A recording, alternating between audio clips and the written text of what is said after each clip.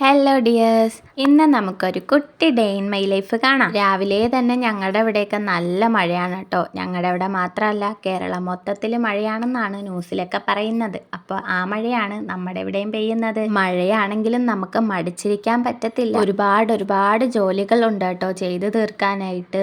ആദ്യം തന്നെ എൻ്റെ റൂം ഒന്ന് വൃത്തിയാക്കണം. കാരണം ഇത് വൃത്തിയാക്കിയിട്ട് എത്ര നാളായെന്നറിയാവോ? വൃത്തിയാക്കി മീൻസ് അങ്ങനെ അലങ്കോലമായിട്ട് കിടക്കുമല്ലേ, എന്നാലും മനസ്സിനൊരു സാറ്റിസ്ഫാക്ഷനൊക്കെ വേണമല്ലോ. അപ്പോൾ അങ്ങനെ റൂമൊക്കെ ഒന്ന് തൂക്കണം, എല്ലാം ഒന്ന് അടുക്കിപ്പറക്കി വെക്കണം. അങ്ങനെയുള്ള പരിപാടികളിലൂടെയാണ് ഇപ്പോൾ പൊക്കോണ്ടിരിക്കുന്നത്. മൊത്തത്തിൽ തിരക്ക് പിടിച്ച ആഴ്ചകളായിരുന്നത് കൊണ്ട് തന്നെ ഒരു കാര്യവും ചെയ്യുന്നുണ്ടായിരുന്നില്ല.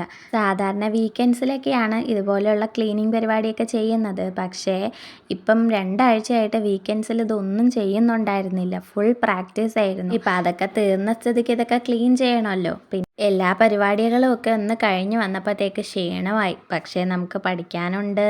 അങ്ങനെ പിന്നെ ക്ഷീണം മാറ്റാനായിട്ട് ഒരു കട്ടനും ഇട്ട് അവിടെ ഇരുന്ന് ഒരു പഴവും എടുത്തങ്ങ് കഴിച്ചു. എന്നിട്ട് പിന്നെ റെക്കോർഡും എടുത്ത് പഠിക്കാനായിട്ട് ഇരുന്നു. ലാബ് എക്സാമാണ്. ഒരു 2 ആഴ്ച ബുക്കൊന്നും എടുക്കാതിരിക്കുമായിരുന്നു. ഇപ്പം എല്ലാം ഔട്ട് ഓഫ് കവറേജിലാണ്. പക്ഷേ എന്നാലും ഒന്ന് പൊടിതട്ടി എടുത്ത് കുറച്ചൊക്കെ പഠിച്ചു.